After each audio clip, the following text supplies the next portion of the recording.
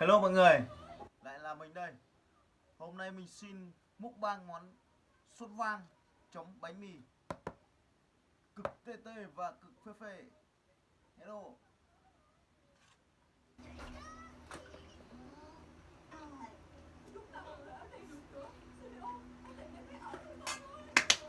Mời mọi người nhá.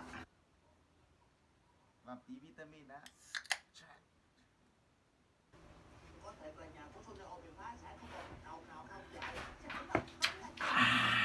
Quá đã.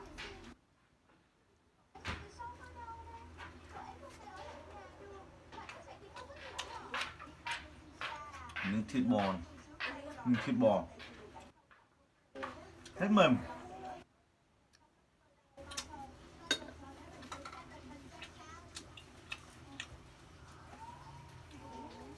Bánh mì chấm vào đây, tí nữa làm tô bún nữa là quá ok nha bạn.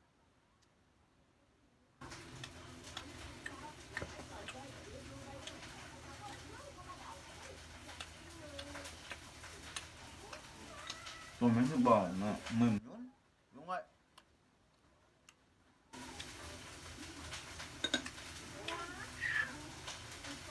Wow.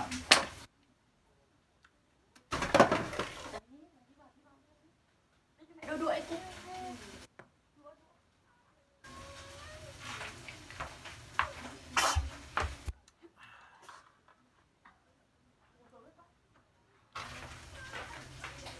Bánh mì chấm vào đây ngon. Đậm nào.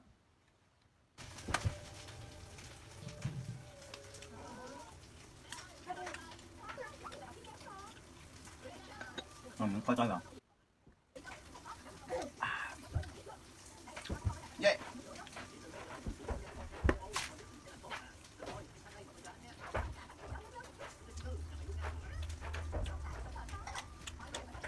Quá ngon. Bò mềm rất tuyệt.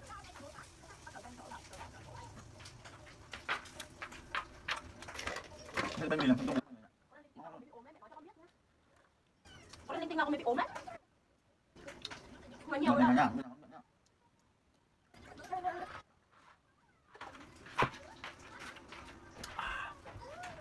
Mỗi bữa làm một lon này.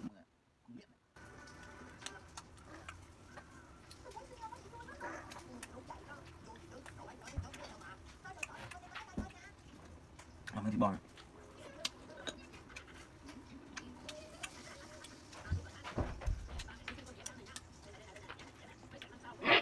được. Quá ngọt. Cậu một. Ăn đi. Vitamin không ăn.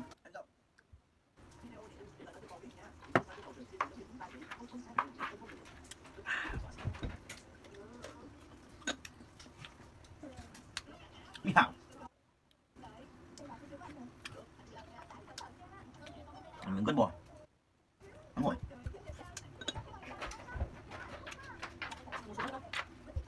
Đứng để bóp cho. Đây.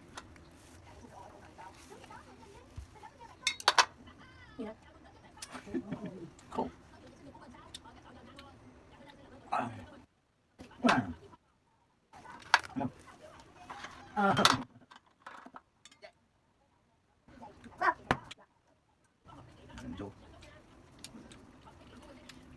Bây giờ công việc đừng có đần nhá.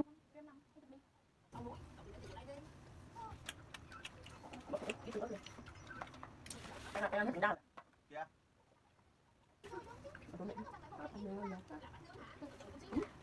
Không đấy, ở chỗ quan. Thêm vitamin không ăn.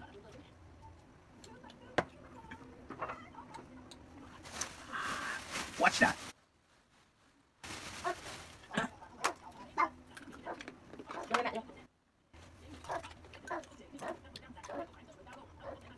Khoai tây mềm đúng rồi.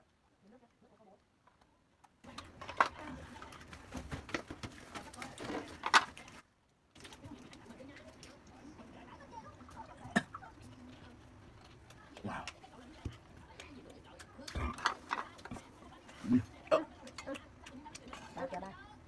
Vô, let's go. Vô.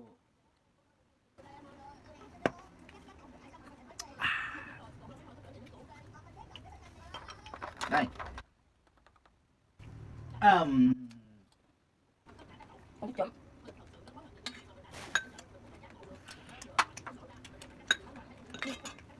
Không chấm thôi. Này.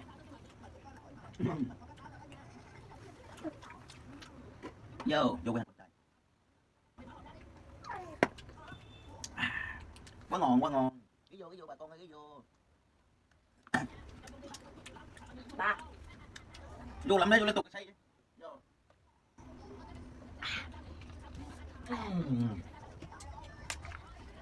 Ai da. Quá ngon.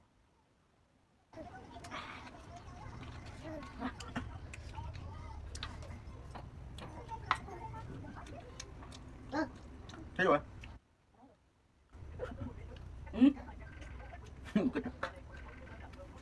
Vẫn cứ thấy như này.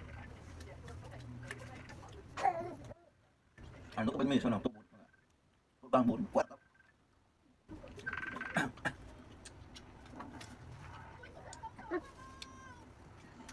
Nhớ, lấy một cái nhá. Đang ăn bún. Vô.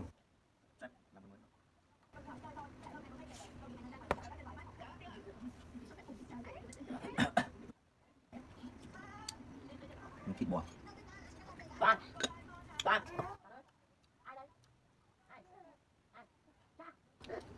Gọi Trang như mẹ đâu.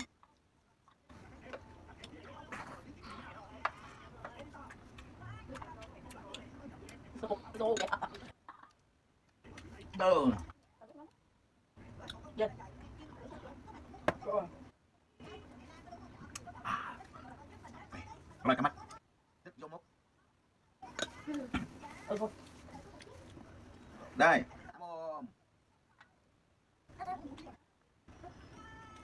Ấm không? Bà đang đi chua gì?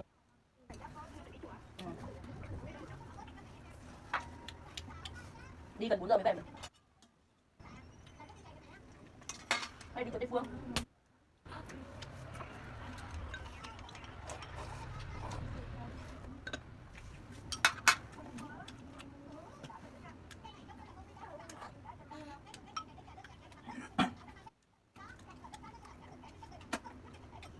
Ui ơi. Ăn đi anh.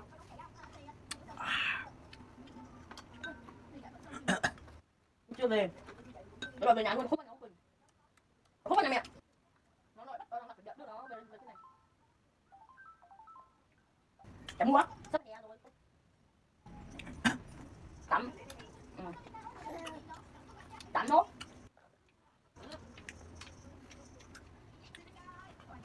Mua đồ về lát nữa thì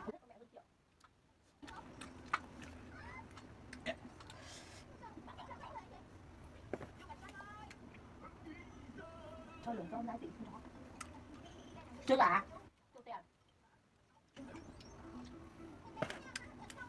Một cười đấy. Ông trở lên. Mắm chân chúng ta. Sao lại quỷ đấy?